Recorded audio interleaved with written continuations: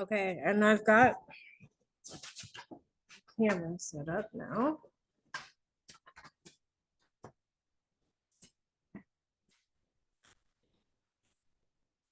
Um,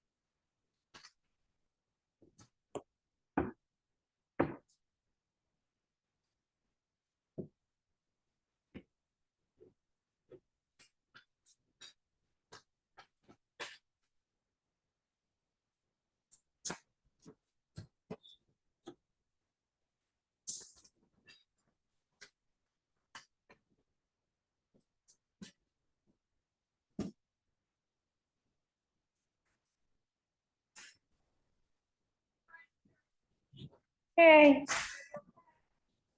Yeah, I'm doing.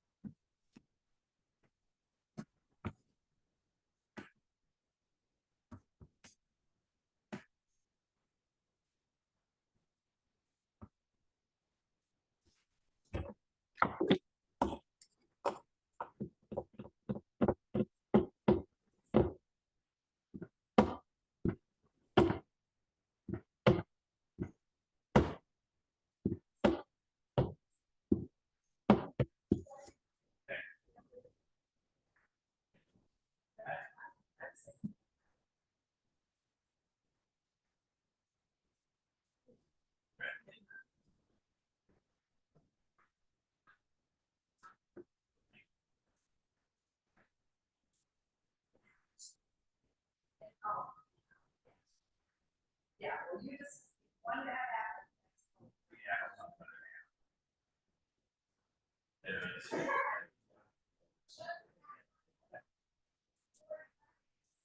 boy, that's Friday dining was there. He was about 10 years old.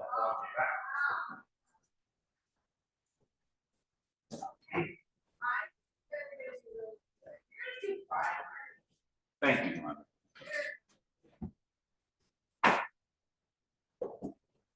Mike has wanted me to do the little wireless mic, but, well, not the one that I'm using, but there's another one, but I don't have an adapter, another C port for it, so I'm just gonna use the one over the speakers, and I think the computer will pick it up. The last time we did it, we didn't even have a microphone. Yeah, and it was fun.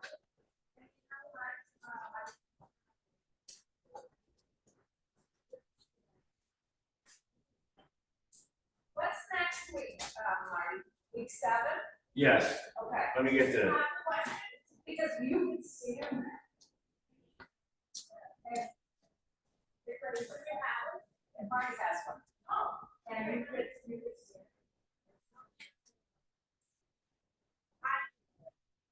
You put it in there. Yeah, I could do it as a quick on me. Those Now, are questions. no, next that's week, just- we don't meet next week. No, There that's- is no 20th. Yeah, Okay. there is. So That's- no class. I can't believe it. Yeah. So we have, so I'll tell them about Joseph and his brothers. Yeah, and In then just, 2 weeks. and Yeah. just remind them that there's no class next. I will. Okay. And we will put that, and we're gonna try to get the questions on Ed's weekly announcements. Right. And then we Yeah. can- And just let them know that it's been a little chaotic because Ed changed certain things, so the lineup on the Zoom link or on Constant hasn't been correct. I saw that was awful week. Yeah, Yeah. Kevin had noted Yes. on the email. Yes, so I let Ed know and he was like, no, it's right, and so he's got so much going on that it's, yeah, right, so, hey Carol. No, you're early, is it 10? I think it's a little bit earlier than 10, I think you're right on time, sister.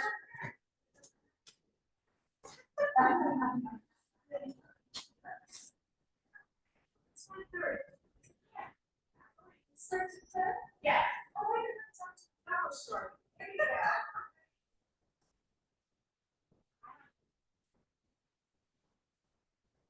I'm gonna read my Bible in the front too. Oh, good, thank you. The questions sheets are on the table right there. If you need the questions.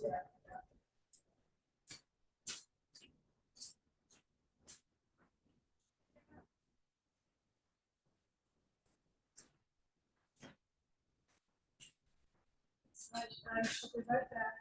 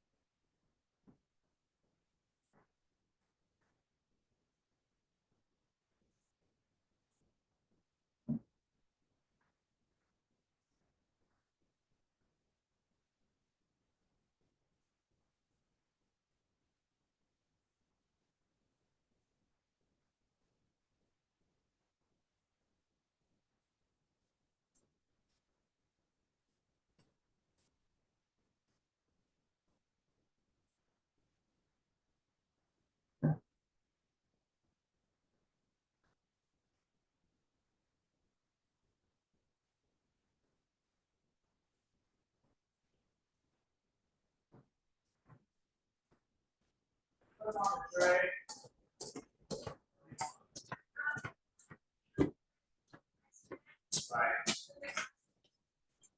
Okay.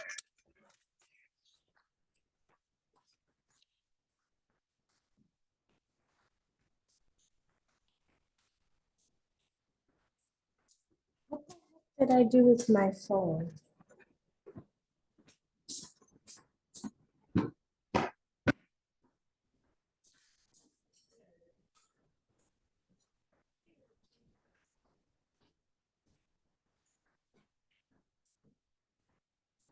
Is this lighting good for you? Oh, yeah. We got a half hour to go. You got stuff you gotta do. Yeah, I'm doing the bulletins right now, so I should be done by the time everybody gets here. So I just gotta get the microphone on me. When you come back, we'll do that. I'll plug it in. Just gotta turn the button on, right? That's it. That's it. All you do is clip it to your, No. yep, and clip it here, turn it on, and you're good to go.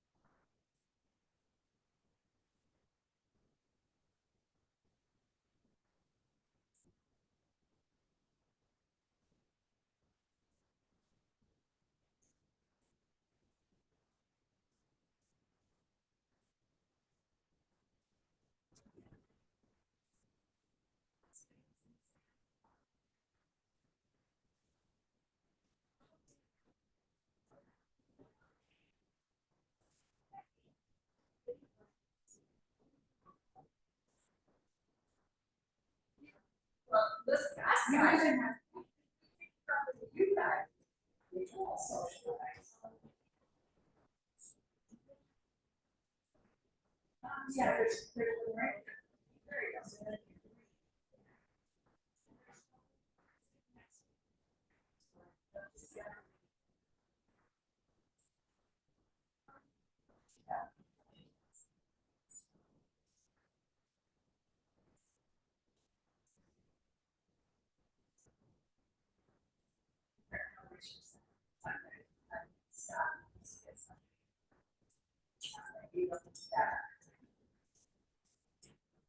Yeah, yeah. He's up, we got it already. Okay, so we sit, no, we sit wherever you want, sit wherever you want. Some people like the tables, some people like the seats.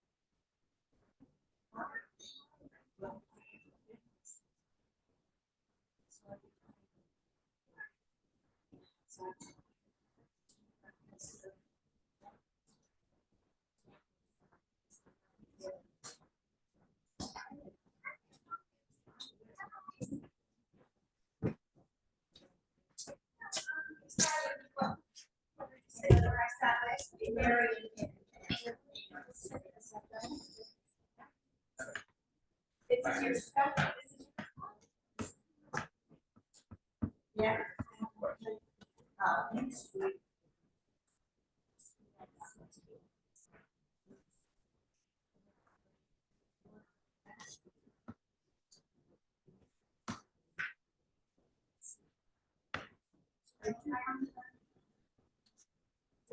After the traffic this morning, coming here.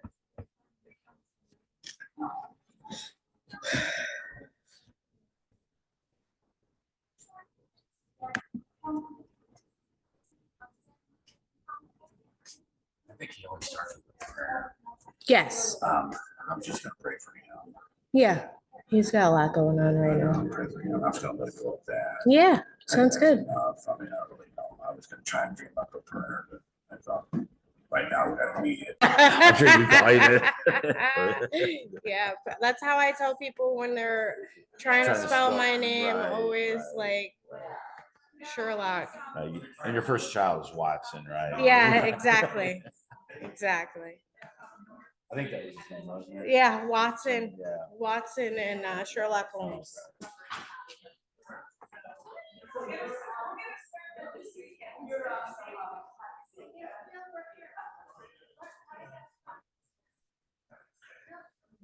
So I plug this. Stage Brandt. Yep. So just here. Let me look. There you go.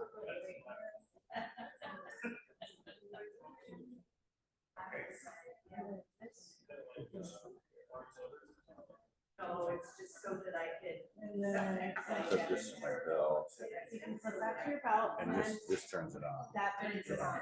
Got it. Yep.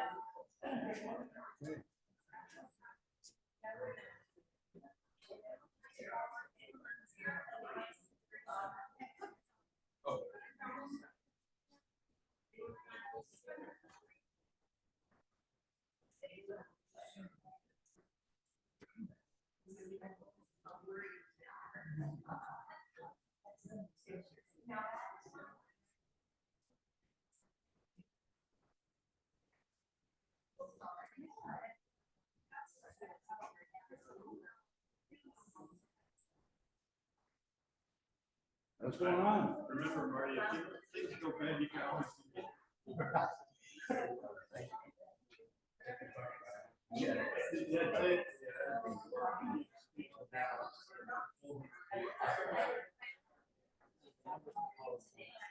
This one didn't show up. Yeah. So there was.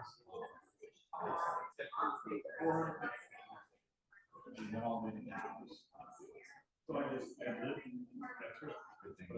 that's right. I knew what it was, but it was supposed to be, so solicitation had to say, you can clearly see it on the screen. Yeah, I made a little idea.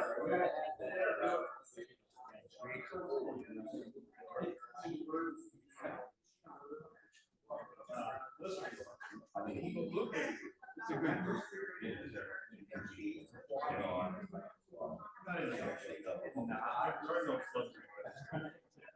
You are forgiven before you want.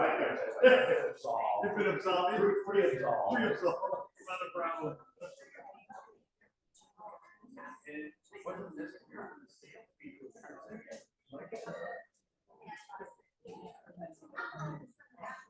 this clicks it, right? This is there we go. You don't need, once I pass the video.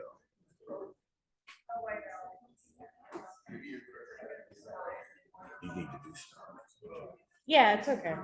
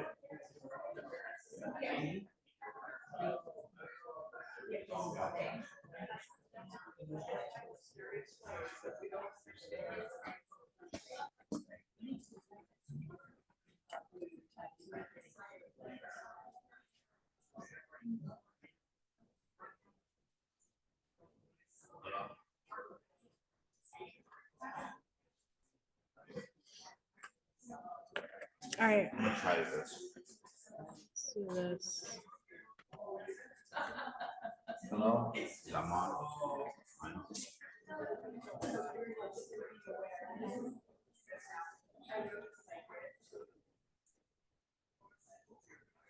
Hello.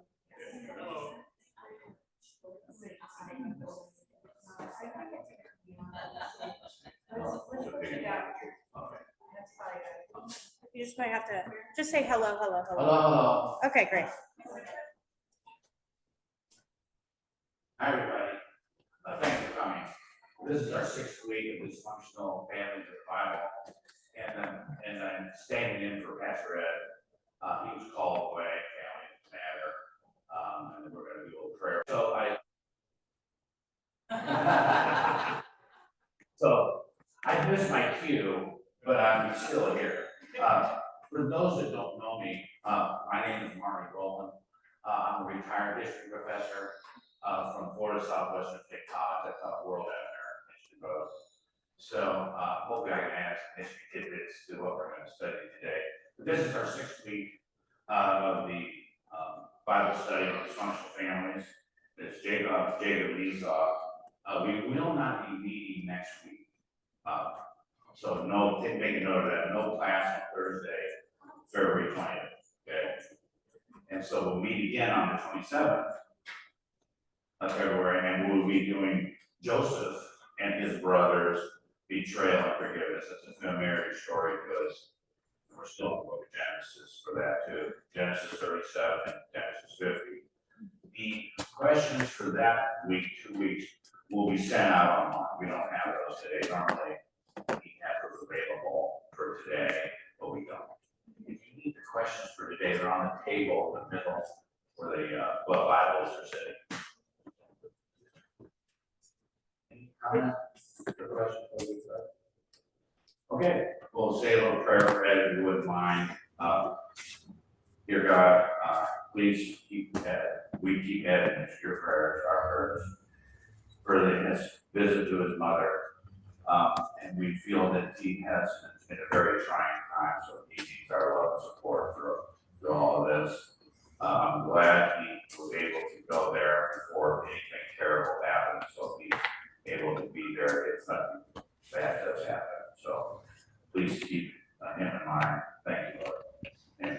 I'm not good at prayers. Hopefully I'm good at everything else. So we'll see. That's where the rubber meets the road. Anyway, so without further ado, we're going to, Marty, I'm gonna click through for you, okay. because this is, I'm using a different one now. Now we, remember the A team's not here, but we're the B team. And we're okay. We got off the bat, practice for this moment, so we'll be okay. So we'll go ahead and we're gonna show a short video. Ed likes to do, Pastor Ed likes to do videos to kind of give us a description in video to see what we are about to study. So without further ado. Here we go, folks. Let me get you played here. This is Jacob, and this is his twin brother Esau. Sometimes twins can be a lot alike, but Jacob and Esau were very, very different. When Jacob and Esau were born, Esau was first, and holding on to Esau's heel was Jacob. Their parents named him Jacob because Jacob means usurper, or someone who tries to take someone else's place. From the start, Jacob was literally trying to be the firstborn instead of Esau. Years passed. The boys grew up and Esau became a skilled hunter, a man of the fields. No, not fields, fields. Like Esau worked outside in the field with his dad and got sweaty and dirty a lot. Also, Esau was super hairy. Now Jacob was the opposite of Esau. Jacob had like no hair on his skin and liked to spend his time in tents. No, not intense, intense. Like he stayed inside where it was clean and helped his mom with chores like cooking. Their mom, Rebecca, loved Jacob best, but their dad, Isaac, loved Esau. And Esau had what's called a birthright. Basically, because he was born first, Esau was going to get a special blessing from his dad. Until one day, Jacob was cooking a red lentil stew when Esau came in from the field, really hungry. Wait, I'm very hungry. Give me some of that red stew. Jacob had an idea. First, sell me your birthright. I'm dying of hunger. What does the birthright do for me? First, promise to sell you your birthright. And Esau agreed for just a bowl of soup. Just for a bowl of soup, Esau sold his birthright. Years passed. The brothers grew older, and their father Isaac was really old, and his eyesight was really bad. One day, Isaac said to Esau, Go out to the open country. Hunt. Prepare for me the kind of tasty food I like. Bring it to me to eat. Then I'll give you my blessing before I die. He grabbed his spear and went out on a hunt. They didn't know it, but Rebecca overheard the whole thing. She went to Jacob and said, My son, listen carefully. I will prepare tasty food for your father just the way he likes it. I want you to take it to your father to eat. Then he'll give you his blessing before he dies. Rebecca gave some Esau's clothes to Jacob and then covered his neck and arms with very good skin. Oh, my son. Are you really my son, Esau? I am. Give me some food. So Jacob gave his father some food and wine. And when Jacob came close, Isaac smelled Esau's clothes, and Isaac was totally fooled. He gave the blessing to Jacob, not Esau. And then when Esau showed up with food, Isaac said, Who are you? I am Esau, your oldest son. But I just ate. Your brother came and tricked me. He took your blessing. Esau was so angry he vowed to get revenge. But Rebekah warned Jacob, and Jacob escaped to another city where he hid for years. Years passed. Jacob and Esau got even older and had families of their own. One day, Jacob found out that their dad, Isaac, had died. Jacob decided it was time to go see his brother Esau and make things right once and for all. Esau got ready. He got 400 men together and they camped across the river from where Jacob was. This frightened Jacob. He started thinking about ways to pay Esau back for the blessing he stole, some kind of present, like goats or cows. But before he knew it, there was Esau standing right in front of him. Jacob fell to his knees to plead for his life. And Esau ran to Jacob, grabbed him around the neck, and hugged him, kissed his cheek, and started crying for joy. Jacob was stunned. He tried to give Esau the gift, but Esau said, I have plenty already, my brother. Keep what you have for yourself. Seeing your face is like seeing the face of God. You are welcomed me so kindly. Please, accept this blessing that is brought to you. God has given me so much. I have everything I need. Esau accepted the gift as a blessing. Jacob and Esau returned to their homes, forgiven, blessed, and brothers.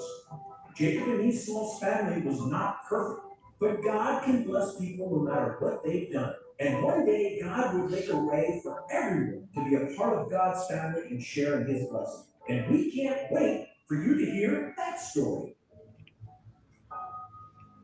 Thank you. Before I get started reading the scriptures, a couple things I want to tell you.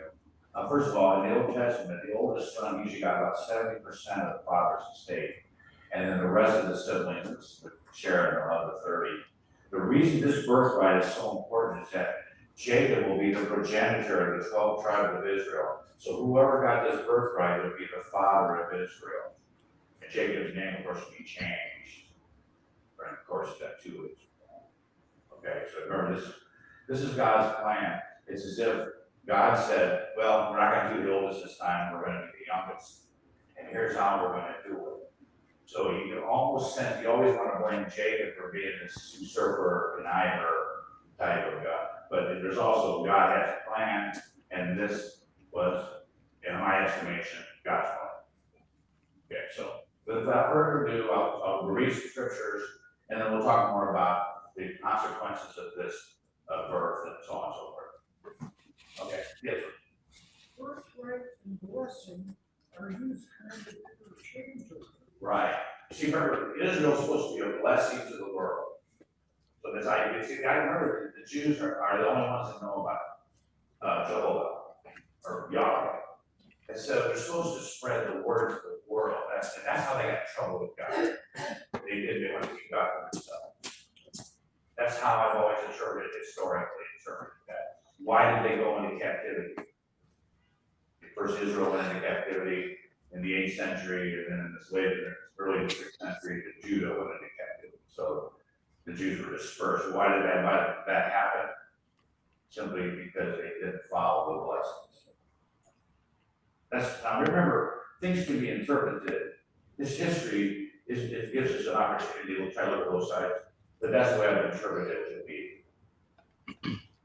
I'm not trying to see. It's kind of like we're, lots of Yes, right, we do lots of things before it comes. right, yes. And that's how I've interpreted this to be. So in other words, he's a usurper, which always means that someone's on the throne that shouldn't be. But in this case, I believe Jacob and Esau. Now remember, Esau doesn't care about his family lineage either. He doesn't like his dad anyway. So it's like a family business. Well, I don't want to work in the business thing. I'm gonna go be a lawyer. And then the business hires you back to carry their legal problems. But you see what I mean? Esau doesn't care as such about things that. But now Esau is going to be the progenitor of another group of people called Edomites. Edomites, so E-O-M-I-T-E-S. They are peoples that there's an area about southeast of Israel where Israel is located. They're a tribe, if you will, a race of people. In the area of Jordan, Transjordan, that area where those people settled. Remember Ishmael went to Arabia, and he's the progenitor of the 12 tribes of Arabia, as they call it, that's Islam. The Edomites are similar to those people. Now remember Esau marries Ishmael's daughter. even though he's kind of his uncle.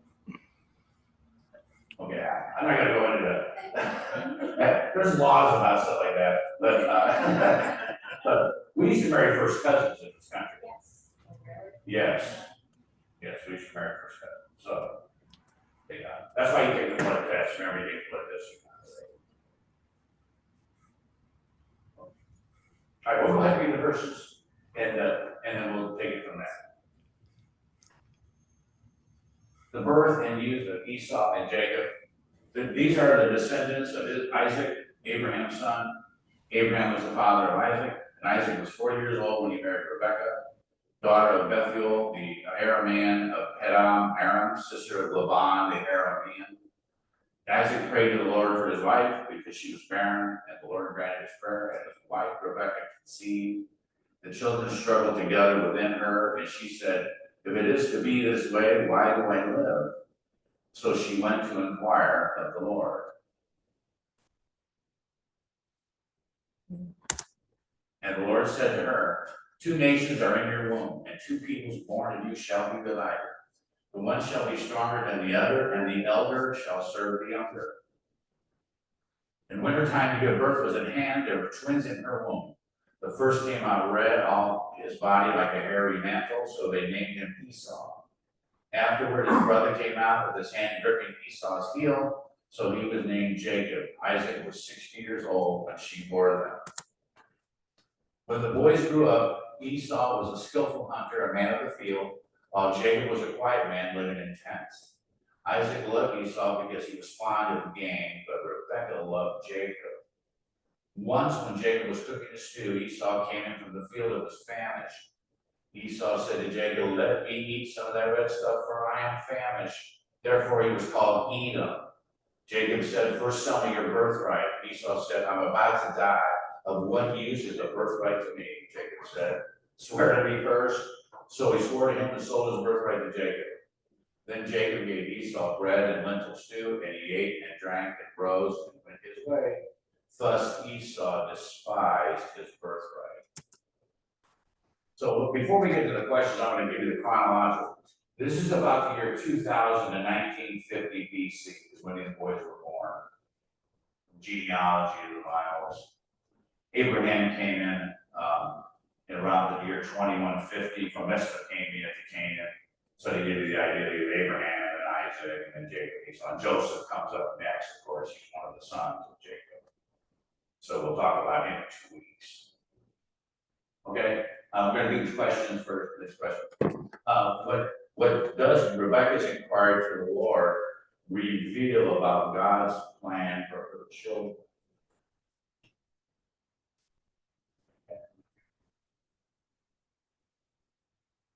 2 nations, right? The Edomites and the Israelites. Yes. Yes. Right.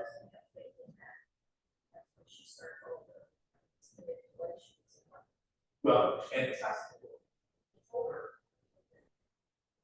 remember, the older will serve the younger.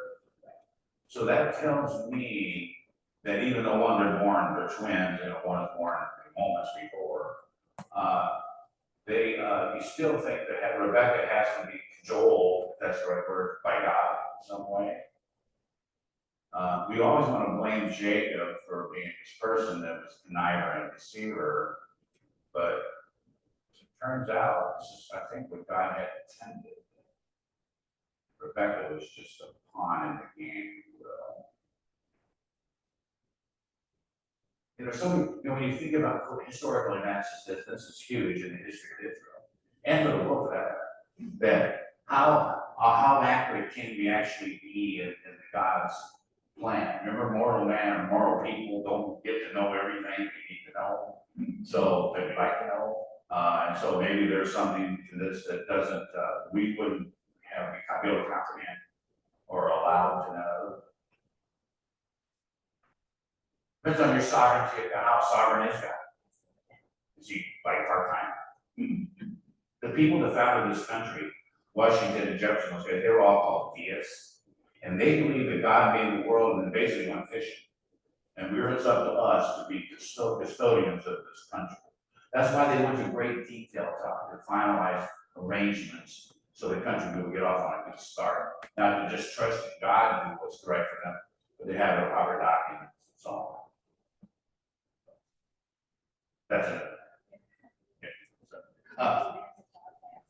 With Jake, I can't stop being a history guy. I just can't. How are Jacob and Esau described at birth, and how do their differences foreshadow future conflict?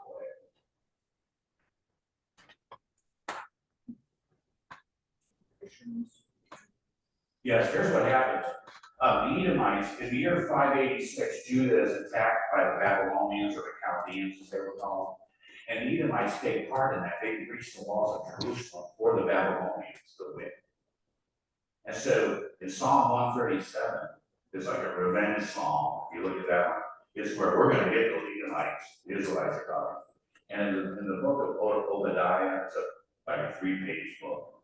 You know, that you never read. It's described, the revenge is described.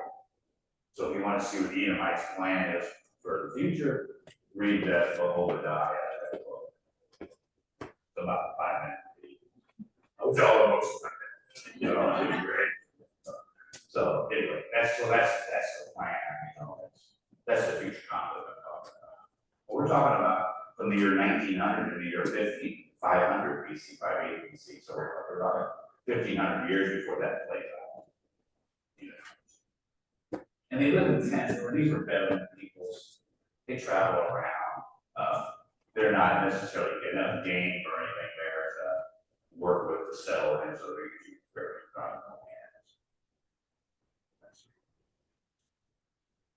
hands. What role do parental favorites, here we go. This is gonna be now some of your guys' values. What role do parental favoritism and purposes play in the relationship between Jacob and Esau? Create sibling rivalry. Yeah. Yes. On steroids. Because we're talking about birthright. Now, this happens in companies all the time. Have you ever heard the expression shirt sleeve to shirt sleeve in 3 generations?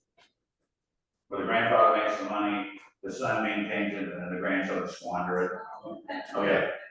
Now this happens to companies. They want to keep the company in a skewed sibling so it doesn't fall apart, because as you have more descendants, and of course they want to buy a piece of the pie. You know, and this happened to Anheuser-Busch. Anheuser-Busch IV, he was a kind of a gadabout. He actually killed a girl and hit a truck driving truck. But that's another story. So there are about 38 descendants of Anheuser-Busch, the elder. So they wanted their money, so they sold out to InBev, which is a Belgian beer, just so they could get their money. So that's what happens eventually to companies if they don't stay together with just one family. Too many people want a piece of the pie, and people feel jilted. And this happens anytime inheritance. This, you know, you think your brother loves you, but wait till the money shows up. You know, not really. I don't need to get off track here, but I gotta stay biblical. Why does Esau sell his birthright to Jacob? And what does this reveal about his character? He would appear to be. He would appear to be. Of course, he's got his mother's backing. Remember Rebecca is his #1 fan. And she is the one that tells him, remember, she's the one that says to him, hey, why don't we do this? Why don't we do that? Oh, that's a great idea. So this is what happens when they fall in out. Of course, guys is macular degeneration or something where he can't see anymore. And he's only able to use the sense of smell or touch. That's where the animal fur comes in, the smell. Esau was always kind of outdoorsy. So you see the difference. He has his mother's back. Yes.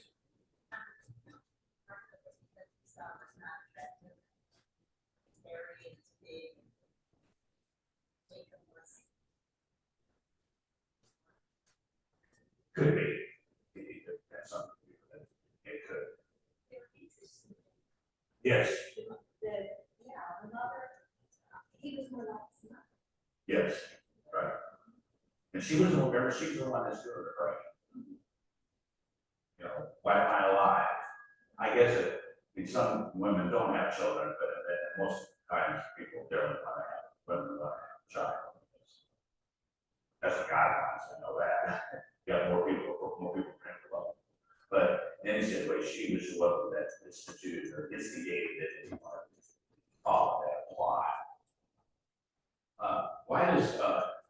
How does Jacob's acquisition of Esau's birthright reflect his personality and future actions? Remember, he's restless with God. That's when he gets his name changed. Jacob's ladder. Yeah, but God to wrestle with God. Whoa.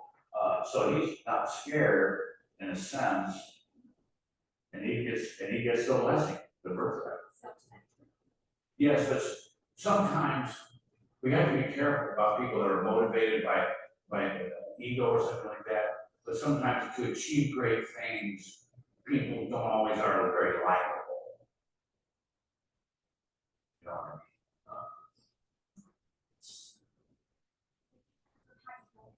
Yes. Very interested in getting ahead. Right. But in a fair and logical way, and not to Well, be so conniving and to hurt someone else by doing it. Well, that's unfortunately that happens every day. But that's where God wants it. God love. That's where Jesus came. He leveled the playing field. That's why it's such a great deal. Everybody was welcome at the tent. We're all equal in our count. But until that point, people still act out. Remember, we're humans, and the characteristics we display, deception is part of the human life. We've got that goes, I can spend hours talking about human deception and history. What does Esau's attitude toward his birthright teach about valuing spiritual versus material blessings?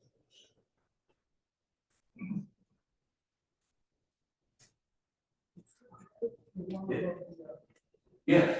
Spiritual first. And sometimes that's a hard lesson to learn for us. Seek first the kingdom of God. Right. And Esau had his own birthright for his own peoples. And so God had a plan for him. But of course, fortunately, they came against Israel and Edom would come up against each other here. Any comments or questions? Interesting in the video that the two brothers forgave each other later. Yes. And that's kind of a good ending to a rather story. Right, because Esau's spiritual level had risen. See, what happens is, he doesn't care about the descendancy anyway. And he's thinking, I didn't care about that stuff anyway. It's a spiritual I'm trying to attain. I'm on a higher plane. Does that make sense? That this is a lesson he's learned, that he's up here now with that idea that forgiveness is more important than money. Yeah. Forgiveness is more important because it's like sibling rivalry, this hatred. Oh, yes. Oh, yeah. Maybe none of you fathers, but I can go to bed and I hate my girl.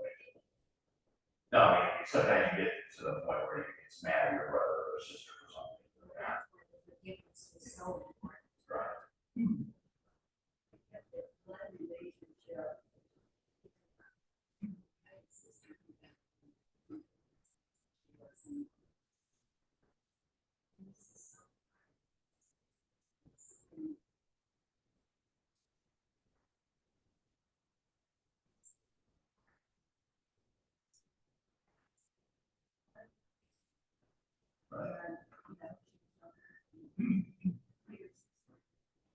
But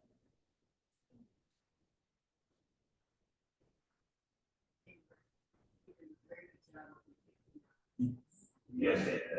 In fact, you probably just watched that video and I had to go home, you know. But he said that was that, just explained everything biblically that we needed to know.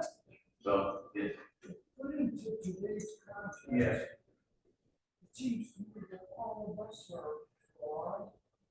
We fail in one way or another, maybe not exactly right. You do have God's forgiveness, Yes, and that's what empowers us. You could have it. right. But no, and that was the thing I learned, in order to be forgiven, you need to forgive. You can't have it both ways. You gotta forgive, because otherwise you can't want to expect forgiveness for your sins. That's why we say the Lord's Prayer, the way we do, essentially. So, that's a lesson that Esau learned. Then you also remember, he didn't even care about Isaac's holdings.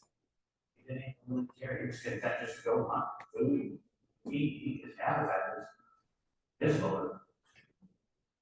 He was a big fellow. He did not. He had the piece of God in his heart. Right, so you see, it's almost as if Esau would have had a better insight of what was going on than even Jacob. Jacob was kind of a player in the game. I gotta do this. My mom and I, we gotta get this done. And then Esau realizes that, you know what, maybe that all didn't matter anyway. So, He appears to be weak, yes, but that's not true. He was strong. yes, in a way, he was a strong silent type.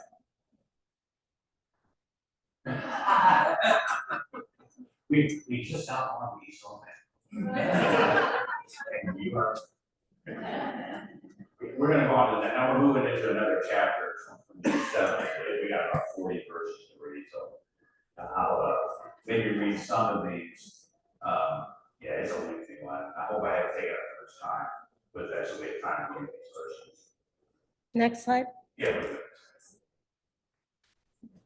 We gotta go back to those after we do the next, verses. So this is 27 through the study Yeah, questions? we haven't read them yet. Okay, so do you need me to, this is slide 8 of 8. Do you need me to What go? was that? That's We it. read all- we read all the verses? Yeah, We did? yeah, we went through everything. Oh, So this sorry is, about that. this is the end study questions. Yeah, no, this is our last slide, so we read it. I thought we should, we didn't read all that. I guess we did. We did not reach chapter. I didn't think so. And Okay, so so what I did, this was not put on the slides for us, right? If you don't mind, then, do you mind if I just read it out? Okay. Now we read, okay. Yeah. One day when Isaac was old and turning blind, he called Esau, his older son, and said, "My son." "Yes, father," Esau replied. "I'm an old man now," Isaac said, "and I don't know when I may die. Take your bow and a quiver full of arrows and go out into the open country to hunt some wild game for me. Prepare my favorite dish and bring it here for me to eat. Then I will pronounce the blessings that belong to you, my firstborn son, before I die." But Rebekah overheard what Isaac had said to his son Esau. So when Esau left the hunt for wild game, she said to her son Jacob, "Listen, I overheard your father say to Esau, bring me some wild game and prepare me a delicious meal. Then I will bless you for his presence before I die. Now, my son, listen to me. Do exactly as I tell you. Go out to the flocks and bring me 2 fine goats. I'll use them to prepare your father's favorite dish. Then take the food to your father so he can eat it and bless you before he dies." "But look," Jacob replied to Rebekah, "my brother Esau is a hairy man, and my skin is smooth. What if my father touches me? He'll see that I'm trying to trick him, and then he'll curse me instead of blessing." But his mother replied, "Then let the curse fall on me, my son. Just do what I tell you. Go out and get the goats for me." So Jacob went out and got the young goats for his mother. Rebekah took them and prepared a delicious meal just the way Isaac liked it. Then she took Esau's favorite clothes, which were there in the house, and gave them to her younger son Jacob. She covered his arms and the smooth part of his neck with the skin of the young goats. Then she gave Jacob a delicious meal, including freshly baked bread. So Jacob took the food to his father. "My father," he said. "Yes, my son," Isaac answered. "Who are you, Esau or Jacob?" Jacob replied, "It's Esau, your firstborn son. I've done as you told me. Here is the wild game. Now sit up and eat it so you can give me your blessing." Isaac asked, "How did you find it so quickly, my son?" "The Lord your God put it in my path," Jacob replied. Then Isaac said to Jacob, "Come closer so I can touch you and make sure you really are Esau." So Jacob went close to his father, and Isaac touched him. "The voice is Jacob's, but the hands are Esau," Isaac said. But he did not recognize Jacob because Jacob's hands felt hairy, just like Esau's. So Isaac prepared to bless Jacob. But are you really my son Esau, he asked. Yes, I am, Jacob replied. Then Isaac said, now, my son, bring me the wild game, let me eat it, and I will give you my blessing. So Jacob took the food to his father, and Isaac ate it. He also drank the wine that Jacob served him. Then Isaac said to Jacob, please come a little closer and kiss me, my son. So Jacob went over and kissed him, and when Isaac caught the smell of his clothes, he was finally convinced, and he blessed his son. He said, the smell of my son is like the smell of the outdoors, which the Lord has blessed. From the dew of heaven and the richness of the earth, may God always give you, this is the blessing.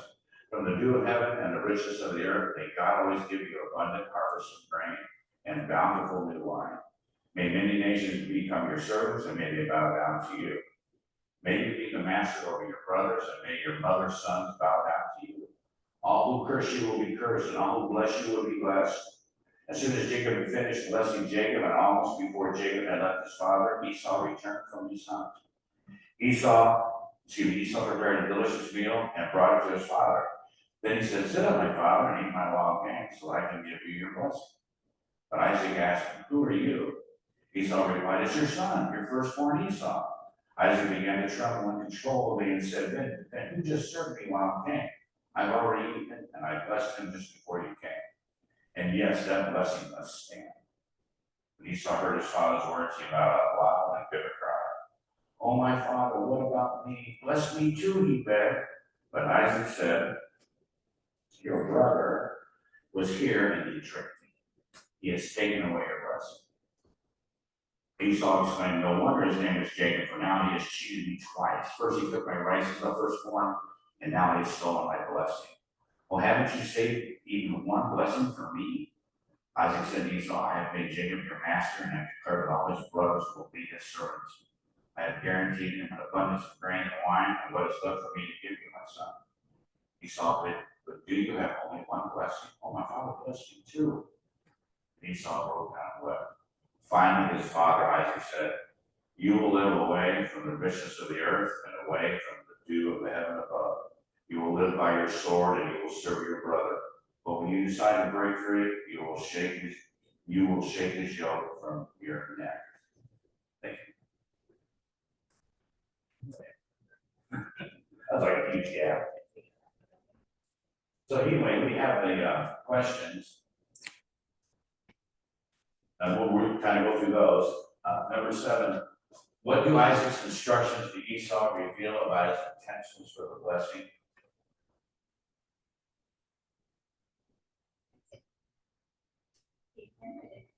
Yes, right. Right. So this is where the chicanery comes in with Jacob. Okay. How does Rebekah influence Jacob's deception, and what does it say about her faith in God's promise? Yeah, but remember, the older will serve the younger. That's the thing we got to keep in mind. Any comments? She really runs the whole flock. Rebecca. Right. She's a part of the conspiracy. Right. Exactly. She's the head man. She's in charge of the whole thing. Because without her telling Jacob to do what he did, who knows if he would have thought about it. He got himself his birthright on his own, but then the plan to trick Isaac was hers.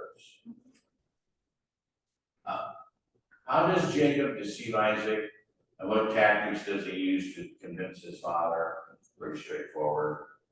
The animal skin, the food is prepared, just as he wanted it. Rebecca remember overheard the conversation.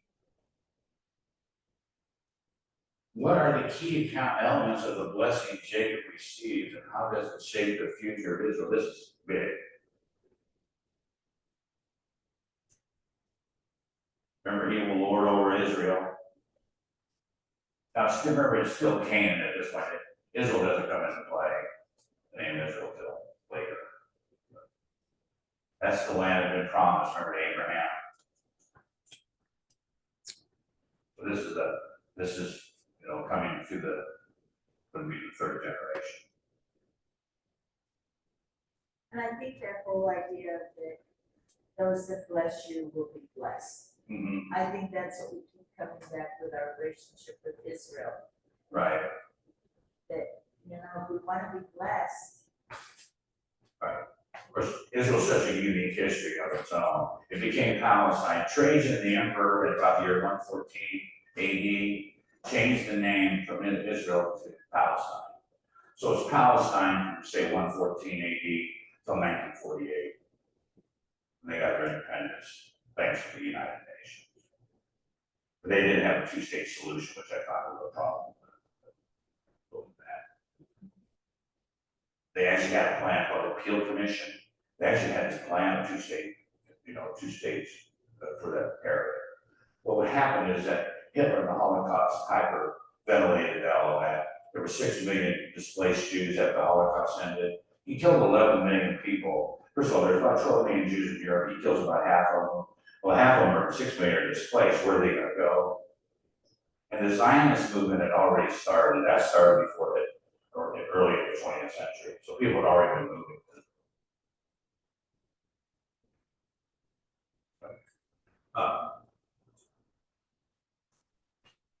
How does Esau react when he learns Jacob has stolen his blessing, and what does his response indicate about his priorities?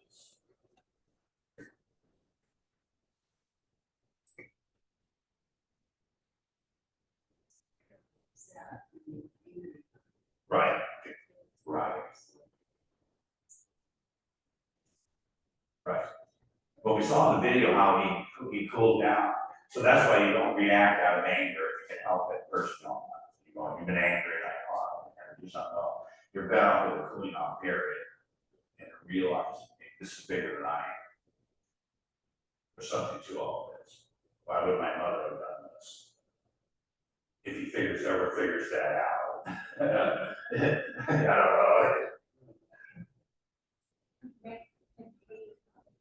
Sure. Right. But in a sense, but he's got his own group of people too. Remember, he marries Ishmael's daughter, the Edomites.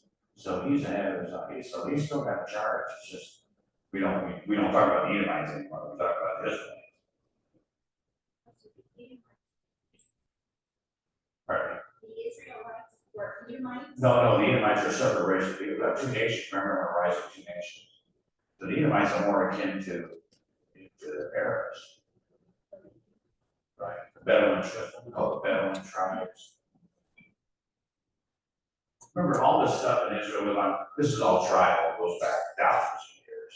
This isn't anything new. You know.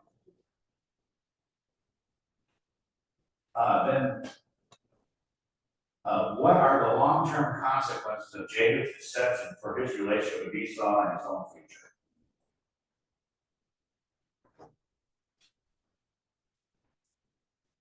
Pardon me?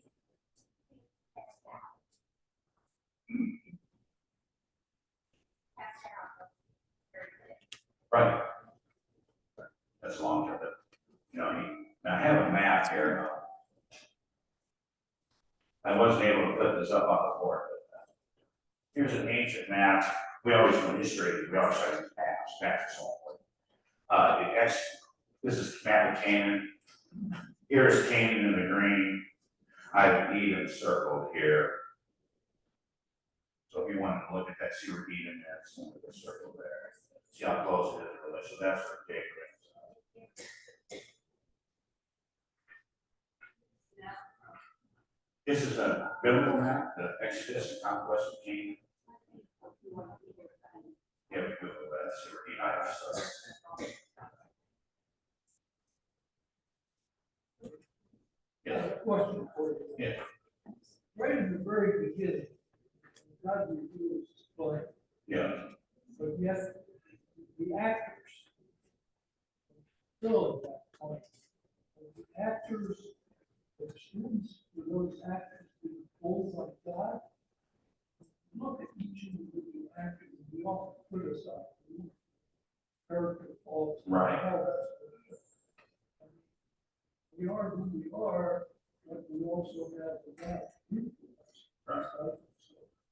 So I think you answered your own question, because God has, it's as if God's hands on everything, but he allows humans to struggle or to make mistakes or things of that nature. Remember Abraham ran away at first, he got this blessing and leaves, and comes back. I'm still with you, I got your back. We do that too, we go back and forth. Sometimes, it's people that are the greatest sinners become the greatest saints. No explain it, God uses people with their skills or whatever they may possess from birth. He knows those things, right? I knew you in your mother's womb. So that's the only thing, I got some big questions.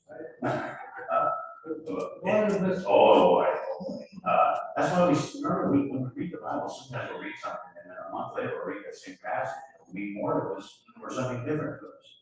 Because you gain insight, because you go down that path. Remember that there's no destination, it's a journey.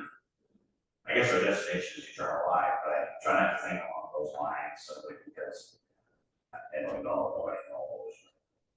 But if you believe,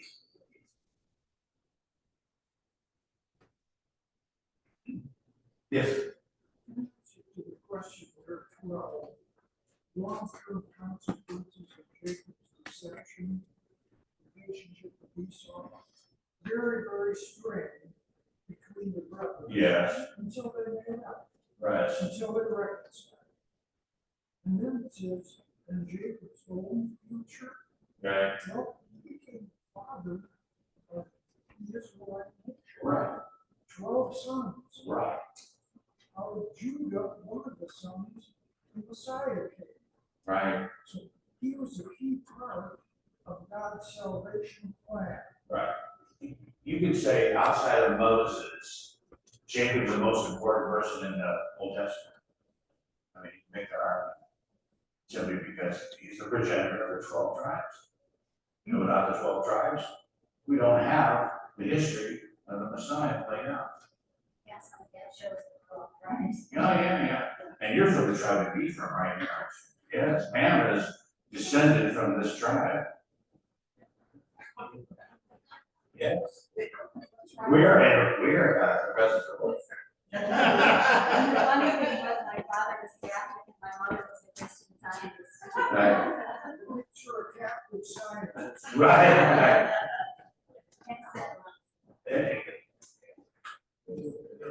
There's 10 tribes in the north and 2 in the south. And this will give you the story on this. When Solomon became king, he built this fabulous temple. And David wasn't allowed to build it. He fell out of favor with God because of Bathsheba. So Solomon's going to build this temple. Well, he needs some money, so he raised all these taxes. And so everybody in the north said, well, we don't want to pay taxes for something in the south, Jerusalem. So they split the 2 countries. Judah and Israel, we generally refer to it as Samaria. Isn't that the capital of the north? Yes, that's the capital in North Samaria. Of course, they built their own temple, so there were rival temples. And the people from the north would vandalize the temple in the south, and the people from the south would vandalize the temple in the north. They're not the official temple we are. So this is where the Samaritan thing comes in. When someone, remember the Good Samaritan in the New Testament, someone helping them from the south would be like, really? So that's what makes that story so unique, is that they hated each other for hundreds, we're talking about the 900s to the time of Christ, about 800 or 900 years, they hated each other.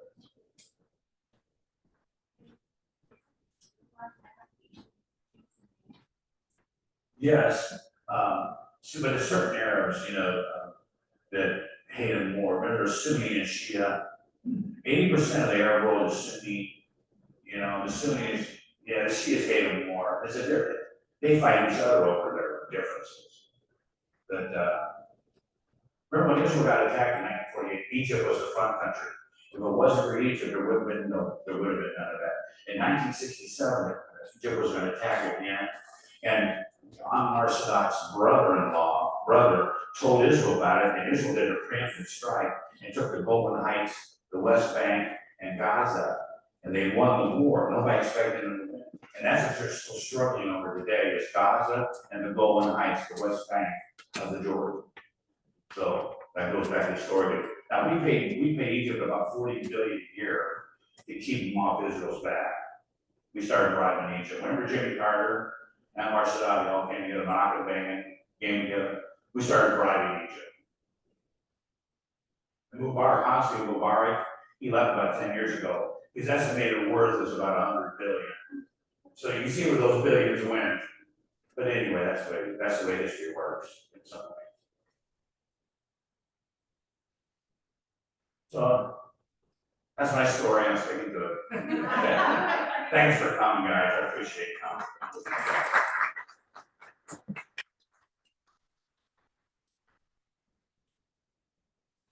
You did a great job, Marty.